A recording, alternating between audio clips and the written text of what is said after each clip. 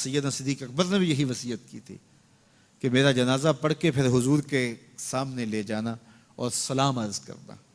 حضرت صدیق اکبر کی وصیت تھی حضور کے پاس لے جانا اور حضور سے اجازت مانگنا، اجازت مل جائے تو قدموں میں دفن کر دینا ورنہ جنت البقیع میں۔ تو حضرت علی المرتضیٰ اور حضرت انس روایت کرتے ہیں کہ ایسا ہی ہوا کہ ہم نے جنازہ اٹھایا، پڑھا اور پھر حضور کے مواجہ انور کے سامنے رکھ دیا اور سارے ہاتھ باندھ کے عرض کرتے یا رسول اللہ ھذا ابو بکر یستاذنک، اے اللہ کے پیارے محبوب صلی اللہ علیہ وسلم، یہ ابو بکر ہیں، آپ سے اجازت طلب کرتے ہیں، آپ کی قربت میں دفن ہونے کا شوق ہے، ہمیں کیا حکم ہے؟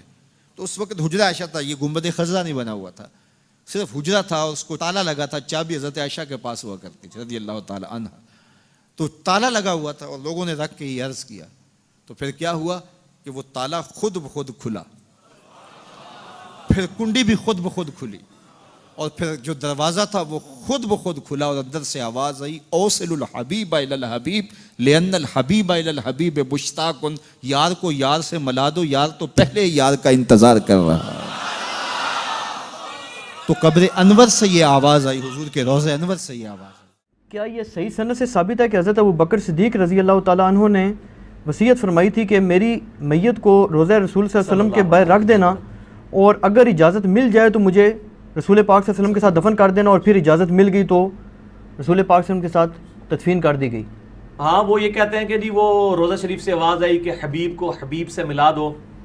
یہ میرے بھائیوں یہ تاریخی روایتیں ہیں، حدیث میں کہیں یہ موجود نہیں ہے، یہ بالکل جھوٹ ہے اور اس کا میں جھوٹ ہونا ثابت کروں گا۔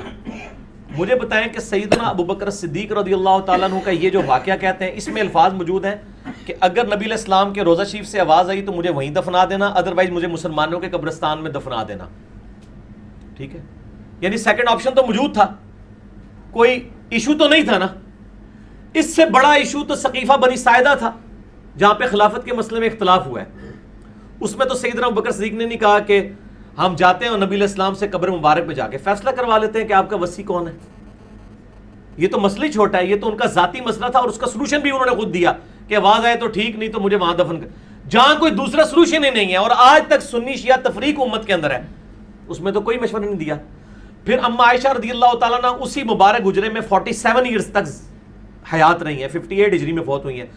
جنگ جمل کے لیے جب نکلی ہیں، وہ تو ہوپ پہ جب کتے بھونکے تو ان کو خیال آیا کہ مجھے واپس جانا چاہیے، نبی علیہ السلام سے مشورہ کر لیتی قبر مبارک پہ۔ ان کے تو کہیں دماغ میں وسوسہ بھی نہیں تھا کہ یہ بھی کوئی کمیونیکیشن ہوتی ہے۔ بالکل جھوٹا واقعہ ہے اور اس کا جھوٹ ہونا میں ثابت کرتا ہوں صحیح بخاری سے۔ صحیح بخاری کے اندر سیدنا عمر کی شہادت کے اوپر جو ڈیٹیلڈ حدیث موجود ہے، کوئی 7-8 صفحوں کی۔ ہمارا ریسرچ پیپر 5B واقعہ کربلا کا حقیقی پس منظر 72 صحیح الاسناد حدیث کی روشنی میں، اس کے سٹارٹ میں نے وہ حدیث ڈالی ہوئی ہے۔ سیدنا عمر فاروق رضی اللہ تعالیٰ عنہ کا جب زخم لگے اس کے بعد کچھ دن وہ زندہ رہے، بخاری میں پورے منوان اسی طریقے سے الفاظ موجود ہیں۔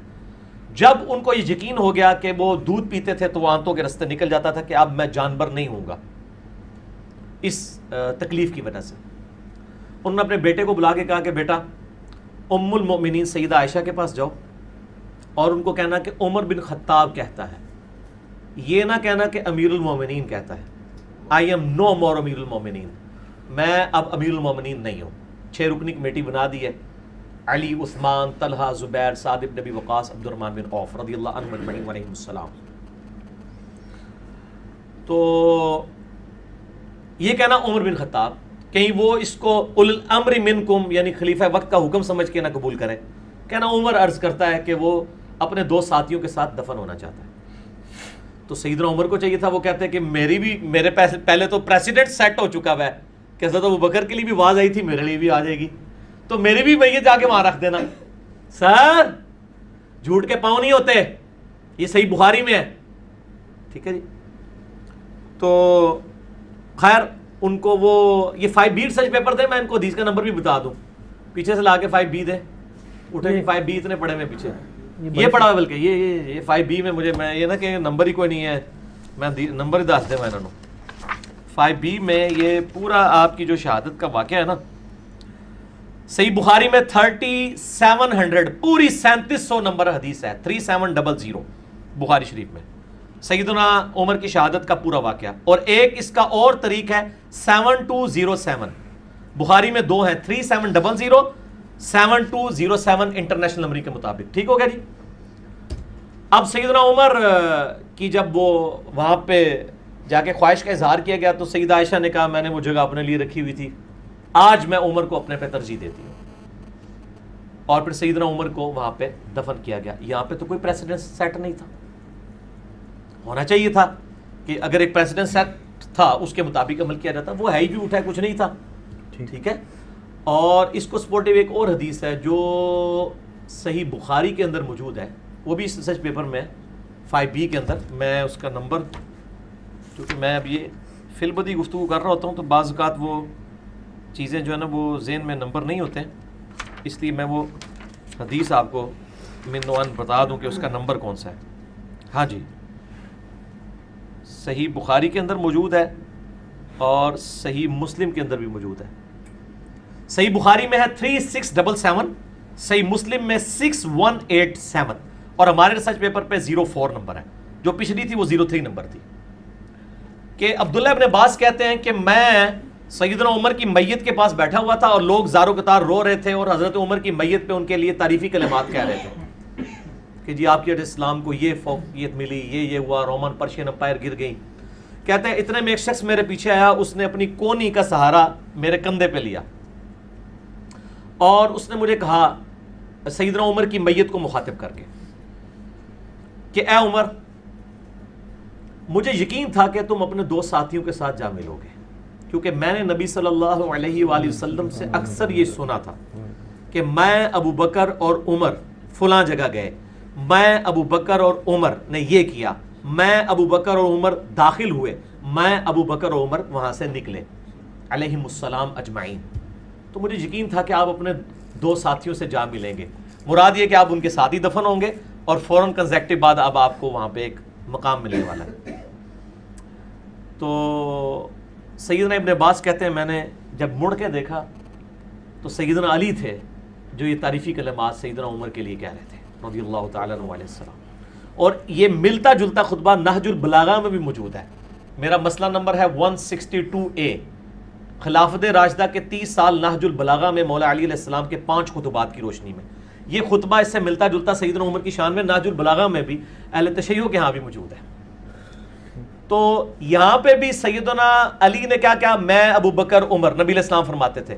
تو اگر ابو بکر کے لیے آواز آ گئی تھی تو عمر کے لیے بھی آنی چاہیے تھی. یہ دوسری میری لاجک ہے کہ نبی علیہ السلام حضرت ابو بکر اور عمر کا نام اکٹھا لیا کرتے تھے, ان کو ایک سٹیٹس پہ فائز کرتے تھے, اور آج بھی ان دونوں کی قبریں نبی علیہ السلام کے پہلو میں الحمدللہ. قیامت الدین بھی ظاہر ہے اکٹھے ہی وہاں سے اٹھائے جائیں گے. تو اگر ایک کے لیے تھا تو دوسرے کو تو اور کانفیڈنس ہونا چاہیے تھا کہ بھئی حضرت ابو بکر کے لیے بھی تھا, میرے لیے بھی آواز آ جائے گی. یا وہ کہہ دیتے کہ جی مجھے پتہ نہیں آواز آتی ہے کہ نہیں آتی ہے, تو میرا تو اما عائشہ سے ہی پوچھ لو. تو جھوٹ کے پاؤں نہیں ہوتے. یہ سب کے سب جھوٹے واقعات ہیں. ٹھیک. اور یہ مطلب حدیث کی کتابوں میں موجود نہیں ہے. یہ خصائص الکبریٰ ایک کتاب ہے, اس کے اندر یعنی نقل کیا گیا. اور ہم تو پہلے ہی کہتے ہیں کہ یہ اس طرح کی کتابوں نے جو ہے نا امت کے عقائد خراب کیے. ٹھیک ہے.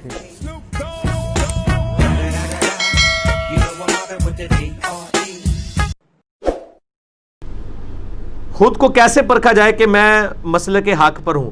بڑا آسان طریقہ ہے, آپ ایک کوئی مسئلہ لے لیں. پاکستان میں تو بہت آسان ہے. پاکستان کی 22 کروڑ میں سے 15 کروڑ سے زیادہ آبادی جو ہے وہ بزرگوں کو پکار رہی ہے مدد کے لیے. قرآن کا پہلا صفحہ پڑھ لیں تو آپ کو پتہ چل جائے گا یہ غلط ہے اور آپ ٹھیک ہے.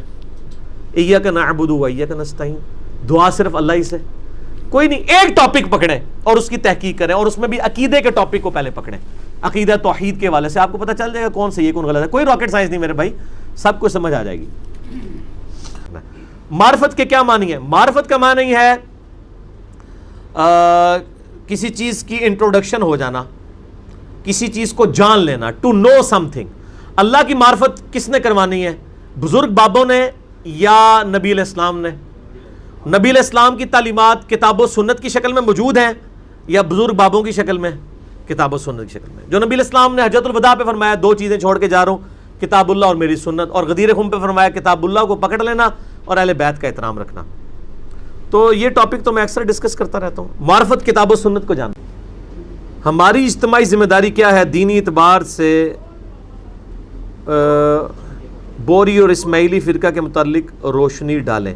ہماری اجتماعی ذمہ داری میرے بھائی ایک ہی ہے کہ قرآن کی دعوت کو عام کریں۔ اس وقت جو امت دور ہے، صدیوں سے گراوٹ ہے امت کے اندر کہ وہ فقہی بحثوں میں فرقوں کے اختلافات کے اندر ڈوبے ہوئے ہیں، قرآن کو چھوڑے ہوئے ہیں۔ قرآن کا جو عقیدہ توحید ہے، قرآن کے جو عقائد ہیں، ان سے وہ ہٹے ہوئے ہیں۔ آپ اس کی طرف لوگوں کو ایمفسائز کریں، دینی مسائل بعد میں دیکھنے کی ضرورت ہے۔ ٹھیک ہو گیا جی، یہ ہے۔